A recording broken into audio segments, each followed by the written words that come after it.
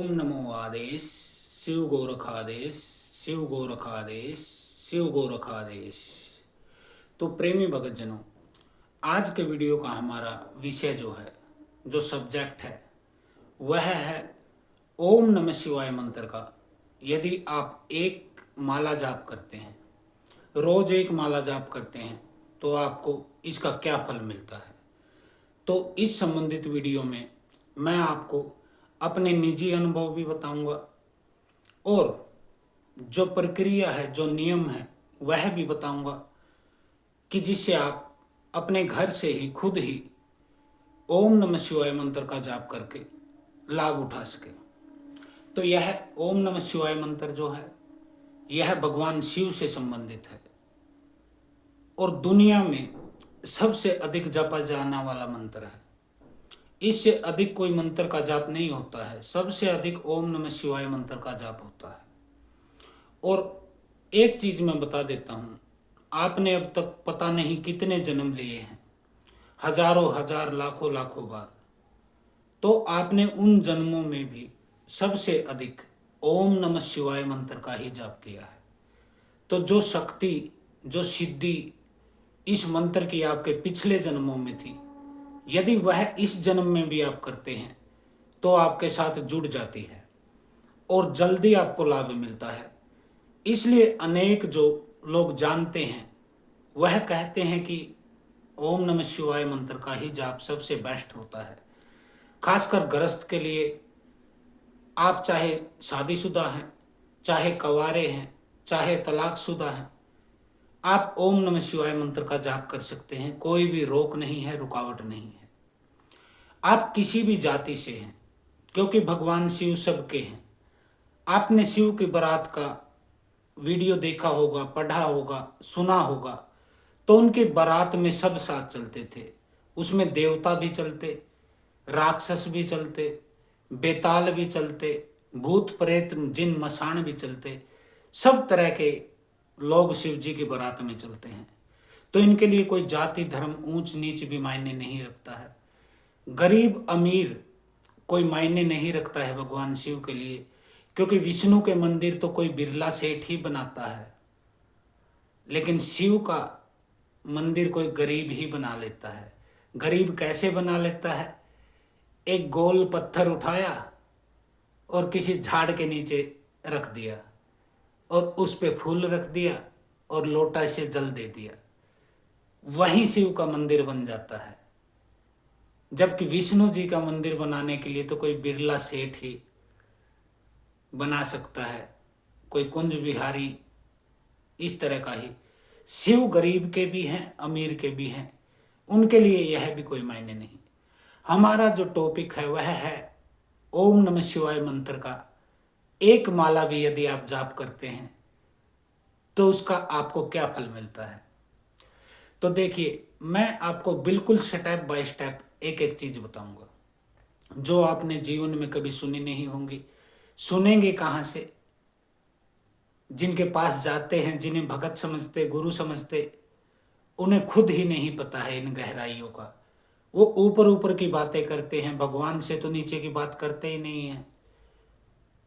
और आप भी उलझे रहते हो उनके चक्करों में। उन्हें आपके जीवन का अनुभव, दुख सुख, इन चीज़ों का कुछ ज्ञान नहीं है। उन्हें खाली भीड़ इकट्ठा करना, ताली पिटवाना, घंटा बजवाना, ये चीज़ें करना आता है। तो यदि आप ओम नमः शिवाय मंत्र का जाप करते हैं तो उसका पहला फायदा, आपका शरीर शुद्ध होने लग जाता है। शिव का ओम नमः शिवाय जो मंत्र है वह जल तत्व से संबंधित है। आपके शरीर में जल के जितने भी विकार हैं, पित्त के जितने भी विकार हैं, वह शांत होने लग जाते हैं। चाहे आपका शरीर में कोई फोड़ा फुंसी होता है, कोई जलन होता है, कोई घाव नहीं भरता है, नासूर बन जाता है, इस तरह की चीजों में ओम नमः शिवाय मंत्र, यह जल तत्व का प्रधान मंत्र है। तो इससे यह आपके शरीर में। दूसरा फायदा, आपके घर में जो लोग प्रेत योनि में हैं, यानी कि आपके पूर्वज जो प्रेत योनि में है, जिन्हें पितरलोक नहीं मिला है या फिर नया जन्म नहीं मिला है, उनकी आत्मा भटक रही है, उन लोगों को ओम नमः शिवाय मंत्र से शांति मिलती है, और उनको शांति मिलती है तो आपके परिवार में भी शांति गहरा जाती है। क्योंकि दुनिया में सबसे बड़ा ऋण पितर ऋण है।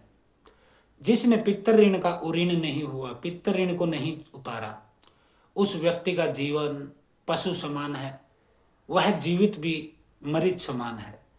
तो अपने पितरों की मुक्ति अनिवार्य है। मान लीजिए आपके कोई चाचा थे, आपके दादा के भाई थे और उनकी मृत्यु हो गई, उनके कोई संतान नहीं थी, उनकी प्रॉपर्टी तो आप लोगों ने बांट लिया, लेकिन वो प्रेत योनि में भटक रहे हैं और आपको कोस रहे हैं, रो रहे हैं आपको कि इन दुष्टों की वजह से मैं प्रेत योनि में हूं। फिर ऐसे प्रेत जो होते हैं वह आपको नुकसान देना शुरू कर देते हैं। ऐसे घरों में क्लेश रहता है, बहुत ज़्यादा क्लेश रहता है। पति पत्नी के बीच में, सास बहू के बीच में, ननंद जेठानी के बीच में, देवरानी के बीच में, भाई भाई के मध्य में संपत्ति का विवाद हो जाता है, प्रॉपर्टी का केस चल जाता है, मुकदमाबाजी हो जाता है। पति पत्नी के बीच में तलाक का केस, दहेज का केस, घरेलू हिंसा का केस, ये सारे केस होते हैं। तो यह पितर दोष के कारण ही होते हैं। और पितर दोष क्या होता है? या तो आपके जो पितर हैं, पितर योनि में हैं, वो रुष्ट है आपसे, या फिर आपके पूर्वज पितर लोक को प्राप्त ही नहीं कर पाए और प्रेत योनि में पड़े हैं। ऐसे लोग ही आपके जीवन को नरक बना देते हैं। अभी हमारे पास एक केस आया था जिसमें उस व्यक्ति के, जो हमारे पास आया था, उसके दादा के भाई थे, निसंतान वह मर गए थे अकाल मृत्यु को जवानी में ही, और उन लोगों ने उसके लिए कुछ किया नहीं, खाली उसकी प्रॉपर्टी को, संपत्ति को कब्जा किया और खुद उसका इस्तेमाल करते रहे। वह उनको बहुत ज़्यादा पीड़ित करने लगा। घर में कोई बीमार रहता, किसी को एक्सीडेंट हो जाता, दुर्घटना हो जाती, गिर जाता, टूट जाता, फूट जाता, खेती में भी नुकसान होता था, पशुओं में भी नुकसान होता था, हर जगह नुकसान होने लगा। तब वह मेरे पास आए। जब हमने चेक किया तो पाया कि इनके घर का एक ऊत पितर है। हमने कहा कि यह कौन है? तो उन्होंने कहा ये हमारे चाचा जी थे। मैंने बोला तो इनके लिए तुमने क्या किया? वो कहते हैं कि हमें तो पता ही नहीं था कि ये चीज़ें होती हैं। उसका माल खा रहे थे तब पता था कि चीज़ें होती हैं, लेकिन उसकी दुख का तुम्हें पता नहीं था। तब कहीं जाके उसकी मुक्ति कराई और उनका जीवन में सुधार आया। तो इन पितरों की मुक्ति अनिवार्य होती है बेटा। और जब आप रोज ओम नमः शिवाय मंत्र का जाप करते हैं, बेशक एक माला ही करते हैं, तो इससे आपके पितरों को संतुष्टि मिलती है, शांति मिलती है, और आपका जाप जैसे जैसे जुड़ता जुड़ता जुड़ता जुड़ता अधिक हो जाता है, बहुत अधिक हो जाता है, लाखों की संख्या को पार कर लेता है, तो आपके घर में जो भी प्रेत ऊत पितर है, ऊत पितर कहा जाता है इनको ज़्यादातर, वह मुक्त हो जाता है प्रेत योनि से और पितरलोक में पहुंच जाता है। तो सबसे बड़ा लाभ होता है ओम नमः शिवाय मंत्र का। दूसरा लाभ होता है आपके घर की कुल देवी। आपके घर की कुल देवी रुष्ट हो गई है, नाराज हैं, या फिर आप उनको ठीक से मना नहीं पाए, सेवा नहीं कर पाए, तो वह भी अपने धाम को लौट जाती है, आपके घर को छोड़ देती है। और जिस घर में कुल देवी का वास नहीं होता, उसके साथ क्या होता है? अन्न, धन, संतान, शादी, सौभाग्य, शांति, ये चीज उसका घर छोड़ देती है। कुल देवी कौन होती हैं? कुल देवी के 4 रूप होते हैं। मैं चारों बताऊंगा आपको, आपके किसी गुरु ने बताया नहीं होगा आपको, खाली ताली बजवाते रहे आपसे बैठा के।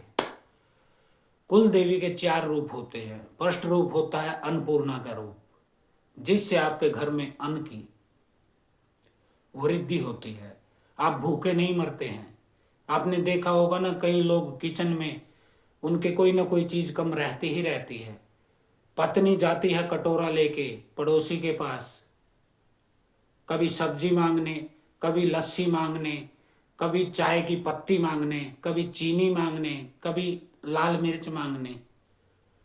ऐसे घरों में कभी भी अन्न की वृद्धि नहीं होती है। तो कुल देवी का प्रथम रूप है अन्नपूर्णा।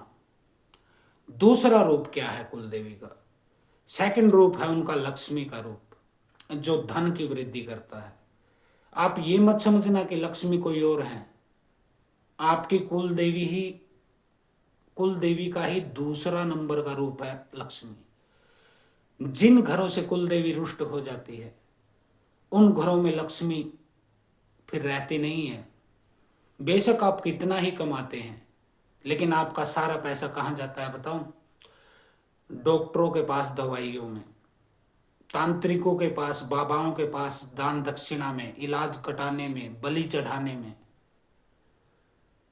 आपका पैसा दो जगह बहता है अगर आपकी कुल देवी साथ नहीं है तो, दवाइयों में और बाबाओं में। तो यह दूसरा रूप है इनका लक्ष्मी का। और जिसकी कुल देवी साथ हो उसके घर में लक्ष्मी जब भर देती है, कोई कमी नहीं छोड़ती है। हमारे जीवन को आप देखिए, कोई कमी नहीं है, जो चाहते हैं प्राप्त कर लेते हैं। ये कुल देवी होती है लक्ष्मी के रूप में। तीसरा रूप क्या है इनका? तीसरा रूप इनका दुर्गा का रूप है। यह दुर्गा बनके आपको सौभाग्य प्रदान कर देती है। जिस घर में कुल देवी रुष्ट हो, यानी कि दुर्गा रुष्ट हो, उस घर में कभी सौभाग्य नहीं होता है। मैंने अनेक लोगों को ऐसे देखा जो मेरे पास आते हैं कि गुरुजी, लड़के की शादी नहीं हो रही है, लड़के को जॉब नहीं मिल रही है, रोजगार नहीं चल रहा है, काम धंधा चौपट हो गया है, शादी हो गई है तो संतान नहीं हो रही है, सालों साल संतान हो गई है तो बिगड़ैल संतान हुई है, पैसे को ऐसे उड़ा रही है, घर के बर्बाद कर रही है, ऐसी संतान हो गई है, नशे आदि में व्यस्त हो गई है, गलत कार्यों में लड़कियों के पीछे पैसे उड़ाती है। ऐसी संतानें हो जाती हैं जिस घर में कुल देवी का तीसरा रूप यानी कि दुर्गा का रूप साथ छोड़ देता है। चार पहिए होते हैं गाड़ी के, घर चार पिलरों पे ठहरता है। उसी तरह कुल देवी के चार रूप हैं। आपको कोई भगत, कोई ओझा, कोई गुनिया, कोई शोका, कोई बाकी, कोई भोपा बता नहीं सकता है। ऐसा ज्ञान आपको कोई सिद्ध योगी ही दे सकता है जो समर्थ गुरु का शिष्य हो। और हमारे गुरु योगी मंगलनाथ जी महायोगी हैं। अब चौथे रूप की बात कर लेते हैं कुल देवी के। चौथा रूप होता है उनका काली का रूप। इस रूप में वह आपकी रक्षा करती हैं। और रक्षा किससे करती हैं? आपके शत्रुओं से। जो लोग आपका नुकसान करना चाहते, आपको बर्बाद करना चाहते, आपको नीचा दिखाना चाहते, आपसे बदला लेना चाहते, ऐसे लोगों से मां काली आपकी रक्षा करती है। कोई बुरी शक्तियां, नेगेटिविटी, किया कराया, खिलाया पिलाया, लगाया उठाया, ओपरी बाहरी, इस तरह की बाधाओं से वह काली बनकर आपका साथ देती है। कौन देती है? आपकी कुल देवी। यदि आप ओम नमः शिवाय मंत्र का जाप करते हैं तो इससे कुल देवी का क्या संबंध है, यह मैं बता देता हूं। देखिए, जितनी भी कुल देवी हैं, चाहे कोई भी कुल देवी है, जैसे हमारी कुल देवी है माँ त्रिपुर बाला सुंदरी, किसी की कुल देवी काली है, किसी की कुल देवी विंध्यवासिनी है, किसी की कुल देवी हरसिद्धि है, किसी की कुल देवी चामुंडा है, किसी की कुल देवी मनसा देवी है, किसी की कुल देवी चंडी देवी है, किसी की कुल देवी शाकुंभरी है, किसी की कुल देवी माँ कालका है। तो जिसकी भी जो कुल देवी है वह सब माता दुर्गा के रूप है। और माता दुर्गा किसका रूप है? माता दुर्गा पार्वती का रूप है। माता पार्वती यानी कि भगवान शिव की धर्म पत्नी। तो यदि आप ओम नमः शिवाय मंत्र का जाप करते हैं तो उससे आपकी कुल देवी प्रसन्न होती ही होती है। वह चारों रूपों में आपके साथ हो जाती है, अन्नपूर्णा के रूप में, लक्ष्मी के रूप में, दुर्गा के रूप में और काली के रूप में। चारों रूपों में आपको मदद मिलने लग जाती है। यह होता है कुल देवी का पावर। और कुल देवी भगवान शिव के मंत्र के जाप से प्रसन्न हो जाती है आपके लिए। तो कुल देवी भी आपकी प्रसन्न। अब तीसरा क्या फायदा है? आपके अक्षेत्र के अक्षेत्रपाल, आपके अक्षेत्र की शीतला, आपके अक्षेत्र की मदानन, चौगानन, कालर वाली, आपके अक्षेत्र के वीर, जाहर वीर, नाहर सिंह वीर, काली वीर, जितने भी वीर हैं, और नाथ, 9 नाथ, 84 सिद्ध, नाथ परंपरा से कोई भी जुड़ा हुआ महापुरुष है या फिर बाबा है या शक्तिशाली है, वह भगवान शिव को ही मानते हैं आदि गुरु। तो यदि आप ओम नमः शिवाय की एक माला जाप करते हैं रोज, तो वह भी आपके ऊपर कृपा करते हैं। आपके शरीर की नाड़ियों की शुद्धि होती है। आपने देखा होगा कि योग मार्ग से, मेडिटेशन मार्ग से भी कुछ लोग जाना चाहते हैं आगे, लेकिन उनके शरीर में दर्द होने लग जाता है। किसी के कमर में दर्द, गर्दन में दर्द, रीढ़ की हड्डी में दर्द, हाथ में दर्द, पैर में दर्द, सर में दर्द, कंधे भारी रहना, सर भारी रहना, ऐसी स्थितियों का उनको सामना करना पड़ता है। इसका मूल कारण होता है, जब आप कोई साधना करते हैं, कोई मेडिटेशन ध्यान करते हैं, कुछ भी आप करते हैं आध्यात्मिक, तब आपकी ऊर्जा ऊपर की तरफ उठना शुरू हो जाती है, कुंडलिनी ऊर्जा। और जहां पर ब्लॉकेज होती है, जिस नाड़ी में ब्लॉकेज होती है, वहां पर शक्ति नीचे से धक्का मारती है और आपको दर्द होता है। आपकी नाड़ियों की ब्लॉकेज यह मंत्र खोल देता है। यह एक शीतल और शांत मंत्र है। इसके अनेकों अनेक फायदे हैं। अब मेरे पास एक भगत आए थे, उनकी उम्र थी कोई 70 साल के आसपास। वो कह रहे थे, गुरुजी मैं पिछले 45 साल से ओम नमः शिवाय मंत्र का जाप कर रहा हूं, लेकिन मेरे जीवन में कुछ लाभ नहीं हुआ, मुझे कुछ उसका फायदा नहीं दिखा। तो मैंने उसे कहा, आपको फायदा क्या नहीं दिखा और क्या आप फायदा देखना चाहते थे? यदि आप भगवान का नाम लेने को भी फायदे से जोड़ने लग जाते हैं कि जाप किया तो फायदा नहीं हुआ, जाप किया तो नुकसान हुआ, फिर आप जाप कहाँ कर रहे थे? फिर तो आप सौदा कर रहे थे, एक दुकानदारी कर रहे थे। अब एक माँ के लिए उसका बच्चा अलग जगह रखता है, और यदि कोई माँ बोले कि 25 साल तक तेरे ऊपर खर्च करूंगी, पढ़ाऊंगी, लिखाऊंगी, दिलाऊंगी, ताकि तू रिटर्न दे मुझे, अब उसको माँ थोड़ा ना कहेंगे, वो तो एक फैक्ट्री है जो मशीन तैयार कर रही है पैसा कमाने की। तो जब जप को भी आप फायदे नुकसान से जोड़ने लग जाते हो, तो फिर वह जप नहीं रह जाता है। जिसकी प्रार्थना में मांग नहीं रहती है, वह प्रार्थना प्रेम बन जाता है, और जिसके प्रेम में कोई मांग नहीं रह जाती है, वह प्रार्थना बन जाता है। वह सीधा आपके परमात्मा तक तब पहुंचता है। फायदे नुकसान के वजह से मत कीजिए। तो मैंने यह बात उनसे कही, और मैंने यह भी कहा कि आप जिस विधि से ओम नमः शिवाय का जप करते रहे, आप 7 जन्म भी जप कर लेना, आपको कोई फायदा होगा भी नहीं, क्योंकि आपका तरीका ही गलत है। आप सही तरीके से जप कर ही नहीं रहे हैं। किसी भी जप का उद्देश्य क्या होता है? किसी भी ध्यान का उद्देश्य क्या होता है?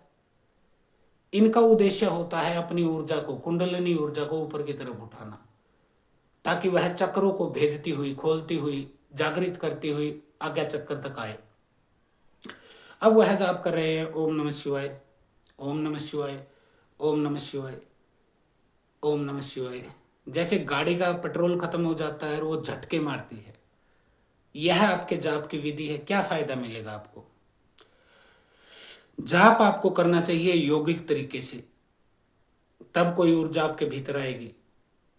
और वह कैसे होगा? आपको उसमें आपको एक विशेष भोग देके तब जाप करना होगा।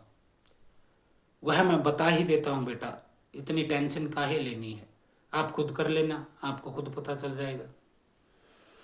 आपको क्या करना है, भगवान शिव के यदि ओम नमः शिवाय की साधना करनी है, तो आपको सोमवार के दिन सुबह सुबह नहा लेना है। लाल, पीले, सफेद या कबूतरी यानी कि आसमानी, इस कलर के कपड़े पहन लेने हैं। एक कटोरी दूध लेना है, उसमें एक बतासा छोड़ देना है, 5 अगरबत्ती लेनी है, और एक दीपक ले लेना है। दीपक आप घी का भी ले सकते हैं, तेल का भी ले सकते हैं। तेल का यदि ले तो चमेली के तेल का लीजिए। या फिर कड़वे तेल का लीजिए, सरसों का तेल। तो अब 3 चीजें आपको लेनी है, 1 कटोरी दूध में बतासा, 1 दिया दीपक और 5 अगरबत्ती। यह लेके पहुंचिए किसी भी मंदिर में। आप शिव मंदिर में जाइए, हनुमान जी के मंदिर में जाइए, कृष्ण मंदिर हो, राम मंदिर हो, दुर्गा का मंदिर हो, काली का मंदिर हो, किसी भी मंदिर में जाइए, उस मंदिर में खाली एक पीपल का पेड़ होना चाहिए। अब वहां आप जाएंगे, उस पीपल के पेड़ के पास बैठेंगे, सबसे पहले दीपक जलाएंगे, उसके बाद 5 अगरबत्ती जलाएंगे, लेकिन पांचों को इकट्ठा जलाना है, ऐसे अलग अलग नहीं करना है, इकट्ठा जला के वहीं गाड़ देना है मिट्टी में, पीपल के जड़ों के पास। अब वह कटोरी लेनी है जिसमें दूध में बतासा है, उससे उसकी जड़ों में सींच देना है। कटोरी को अब रख देना है, खुद बैठ जाना है सिद्धासन में, जैसे मैं बैठा, आलती पालती लगा के। आंखें बंद आपकी होनी चाहिए और आपको जो मैं बोल रहा हूं वही बोलना है। आपको बोलना है, हे ब्रह्म बाबा, मैं आपको नमस्कार करता हूं, प्रणाम करता हूं। मैं अपने जीवन में एक आध्यात्मिक साधना करने जा रहा हूं जिसमें मुझे आपके सहयोग की जरूरत है। आप अंश के रूप में मेरे साथ मेरे घर चलिए और इस मेरी साधना की रक्षा कीजिए। साधना के जो ऊर्जा है, जप की जो शक्ति है, उसकी रक्षा कीजिए। मेरे घर परिवार की रक्षा कीजिए ताकि कोई भी बुरी शक्ति अटैक ना कर सके। ऐसा आपको बोल देना है। अब ऐसा बोल देने के पश्चात आपको वहीं बैठे बैठे 108 बार ओम ह्रीम राम, ओम ह्रीम राम, ओम ह्रीम राम, इस मंत्र का 108 बार जाप कर देना है। 108 बार जाप कर देने के पश्चात आपको हाथ जोड़ लेने हैं और कहना है कि हे ब्रह्म बाबा, मैं भगवान राम के इस ओम ह्रीम राम मंत्र का जाप का फल आपको समर्पित करता हूं, इसे ग्रहण कीजिए और अंश के रूप में मेरे साथ मेरे घर चलिए। ऐसे आपको हाथ जोड़ लेने हैं। आपका काम हो गया है। अब आपको क्या करना है, अब आपको खड़ा हो जाना है और उस पीपल के पेड़ से एक पत्ता तोड़ लेना है, डंडी वाला पूरा साबुत तोड़ लेना, उसको अपनी कटोरी में रख लीजिए और मंदिर के नल से ही उस कटोरी में पानी भर के घर आ जाइए। घर आ जाने के पश्चात आपको उस जल को घर में छिड़क देना है, अपने पूजा स्थल पे छिड़क देना है और उस पीपल के पत्ते पर ओम लिखना है, ओम, ओमकार। तो ओम लिख देंगे, कुमकुम से लिखिए, चंदन से लिखिए, सिंदूर से लिखिए, हल्दी से लिखिए, जो भी आपके पास व्यवस्था है उससे ओम लिख दीजिए। ओम लिख देने के पश्चात उसको रख दीजिए, 2-4 दाने चावल के छोड़ दीजिए उसके ऊपर और उस दीपक को उसके ऊपर रख दीजिए, जो दीपक आप जलाते हैं। इतना कर लेना है आपको। अब आपको संकल्प लेना है, आसन पे बैठ जाना है, माला को हाथ में पकड़ लेना है। माला का शुद्धिकरण अनिवार्य है। उसका शुद्धिकरण कैसे करेंगे? 1 कटोरा दूध, 1 कटोरा पानी लेंगे, उसमें 2 चम्मच दूध डालेंगे और माला को उसमें छोड़ देंगे। 24 घंटे के लिए छोड़ दीजिएगा। आसन को धो के सुखा दीजिएगा। आसन भी पवित्र हो गया आपका।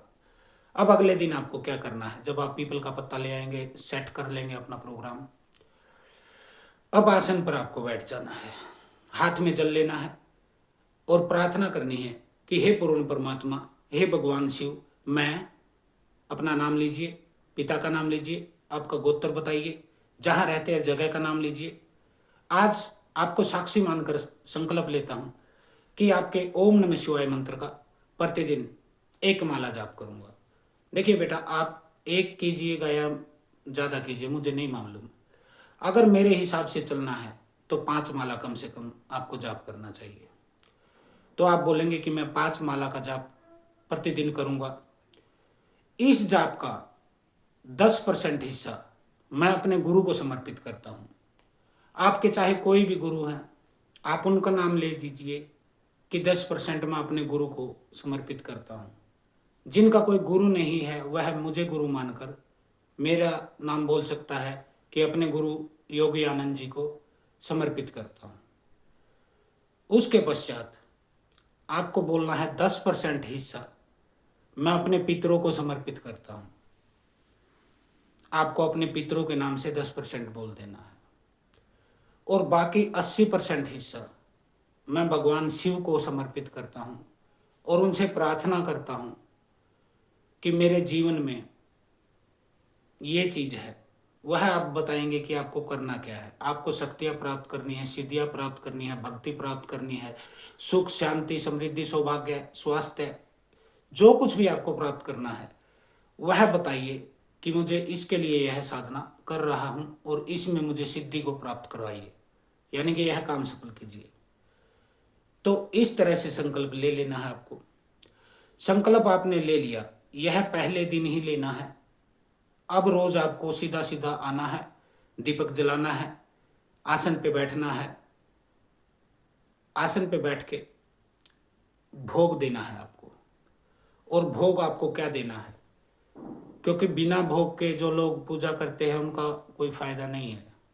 आपके घर में कोई मेहमान आया और आपने उसको खाना ही नहीं खिलाया तो वह क्या सोचेगा आपके बारे में। भले ही आप कितनी ही उसकी तारीफ करें, चापलूसी करो, जब तक उसके पेट में आपने अनाज ही नहीं डाला, भरा ही नहीं उसके पेट को। उसी तरह देवी देवता को आप कितना भी नाम जप लो, कितना भी उनके शास्त्र नाम का जाप करो, तारीफ करो उनकी, आप तो महान है, आप तो सब कुछ देने वाले हैं, झोलियां भरने वाले हैं, तो ये खाली जबान चलाने से कुछ नहीं होता है बेटा। चापलूसी की भी कोई हद होती है। आप उस मेहमान को अच्छा खाना खिलाएंगे तो वह प्रसन्न होकर जाएगा, आपको आशीर्वाद देके जाएगा। तो आपको क्या भोग देना है? फिलहाल मैं आपको 41 दिन की साधना दे रहा हूँ। 41 दिन तक निरंतर आपको भोग देना है। भोग में आप क्या देंगे? आपको एक बतासा ले लेना है। बतासा आप समझते हैं, पतासा भी बोलते हैं, सफेद रंग का मीठा। 2 लौंग उसमें गाड़ देनी है सुई से। उसके ऊपर इतना सा घी डालना है बतासे के ऊपर, और एक कपूर की टिक्की रख के उसको तीली से, माचिस की तीली से आग लगा देंगे। और माचिस की तीली को माचिस से रगड़ के नहीं आपको जलाना है। माचिस की तीली को निकाल लीजिए, उसको उल्टा कर लीजिए, यानी कि मसाला आपके हाथों में होना चाहिए, लकड़ी ऐसे होनी चाहिए बाहर। उससे अपने दीपक से ज्योति लीजिए और उससे जलाइए इसको। यह जला देना जरूरी है। अब भोग दे देने के पश्चात आपको अपना रूम बंद कर लेना है, यानी कि दरवाजा बंद कर लेना है, क्योंकि जब आप जाप करेंगे तो आपकी ऊर्जा बाहर नहीं निकलनी चाहिए, घूम फिर के उसी कमरे में रहनी चाहिए और वापस आपके शरीर में आनी चाहिए। तो इस तरह से बंद रखेंगे कमरा। इसका एक लाभ और है कि बाहर की आवाज़ों से आप थोड़ा बचेंगे और आपकी आवाज़ से बाहर वाले भी बचेंगे, क्योंकि अनेक लोग ऐसे भगत हो गए हैं कि बाहर बच्चा खेल रहा है, कोई बर्तन गिर गया तो गालियां देने लग जाते हैं। यहाँ बैठे थे जब के लिए, कोई बर्तन गिरा, बच्चा रोया या कोई चीज पटक दिया तो यहीं से गालियां देना शुरू कर दिए। भगवान की मूर्ति और दीपक आगे रखा है। तो ऐसी भक्ति नहीं करनी है। भक्ति आप स्वयं को आनंद देने के लिए, शांति देने के लिए करते हैं, दूसरों के ऊपर तानाशाही करने के लिए नहीं कि जब तक मैं बैठा हूं, चाहे 1 घंटा बैठा, 2 घंटा बैठा, फैमिली ऐसे करके नहीं बैठनी चाहिए। आप कूदो, नाचो, मस्ती करो, आप भी, मैं भी अपने राम का नाम ले रहा। आप यदि डिस्टर्ब हो गए बाहर की आवाजों से तो फिर आप भगत नहीं है, आप चुतिया हो, फिर आप टाइम पास कर रहे हो, पाखंड कर रहे हो। भगत वह होता है एक बार ध्यान में बैठ गया, जप में बैठ गया, फिर चाहे कोई गोलियां चलती रहे वो खड़ा नहीं हो सकता है, क्योंकि वो अपने भीतर ठहर जाता है। तो यह होता है। अब आपको भोग दे दिया है आपने, अब माला लीजिए आप, और माला आप लेंगे, माला को ऐसे हाथ में लीजिए, चूमिए, माथे से लगाइए और माला मंत्र आपको बोलना है। 3 बार बोलना है बेटा, 3 बार। ओम सिद्ध माला मातेश्वरी नमः, ओम सिद्ध माला मातेश्वरी नमः, ओम सिद्ध माला मातेश्वरी नमः, ऐसा बोल के माथे से लगा लेना है। अब माला को हाथ में पकड़ लेना। अब ऐसे हाथ, ये 4 उंगली, अंगूठे को साइड में करेंगे, ये 4 उंगली अपने आसन पर रख लेना है।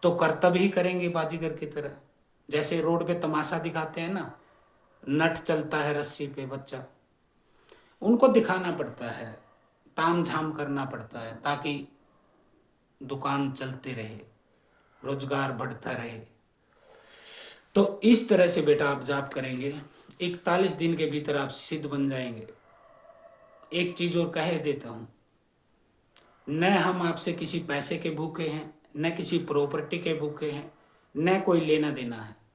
आप अपने घर से खुद ही ये क्रियाएं कीजिए जो जो मैं बता रहा हूं, आप स्वयं अपना सतर को ऊपर उठा लेंगे। किसी बागड़ बिल्ले की जरूरत नहीं है भक्ति करने के लिए। भक्ति वह होती है जो सबसे सरल है। लेकिन आपको अभी लग रहा होगा कि भक्ति बहुत कठिन है, परमात्मा को पाना तो पहाड़ है, शक्तियां पाना तो कोई बहुत बड़ा काम है। नहीं, सबसे आसान काम इस दुनिया में अगर कुछ है तो वह भक्ति ही है। श्वास लेने के लिए भी आपको कुछ खींचना पड़ता है, लेकिन भक्ति करने के लिए आपको कुछ खींचना नहीं पड़ता है, छोड़ना पड़ता है। तो आज ओम नमः शिवाय मंत्र के बारे में हमने बताया। निकट भविष्य में ऐसी ही अनेकों जानकारियां और गूढ़ रहस्य आपसे हम साझा करेंगे। आपको हमसे जुड़े रहना पड़ेगा। कुछ भक्तजन कह रहे थे कि गुरुजी हम गुरु दीक्षा लेना चाहते हैं, आपकी फीस क्या है? तो बेटा साधु की कोई फीस नहीं होती है, न ही साधु को माया की जरूरत होती है, न ही माया उसके पास ठहरती है। साधु को क्या चाहिए? वो तो कोई कोट पैंट भी नहीं पहनता है, कोई चश्मे नहीं लगाता है, कोई गहने माला नहीं पहनता है। साधु ही हो गया तो उसे क्या जरूरत? उसे एक ही जरूरत होती है, वह भोजन की जरूरत होती है, ताकि वह जिंदा रह सके और जन कल्याण करता रह सके। यदि आप गुरु दीक्षा लेना चाहते हैं तो खाली 5 दिन के भोजन की व्यवस्था कर दीजिएगा। हमारा आपको गुरु दीक्षा भी देंगे, ज्ञान भी देंगे, सत्य के करीब ले जाके खड़ा कर देंगे, फिर आप जानो आपका काम। तो आज के लिए इतना ही। हर हर महादेव, ओम काली, आदेश गुरु गोरक्षनाथ। ऐसी ही ज्ञानवर्धक वीडियो के लिए हमारे चैनल को सब्सक्राइब जरूर करें।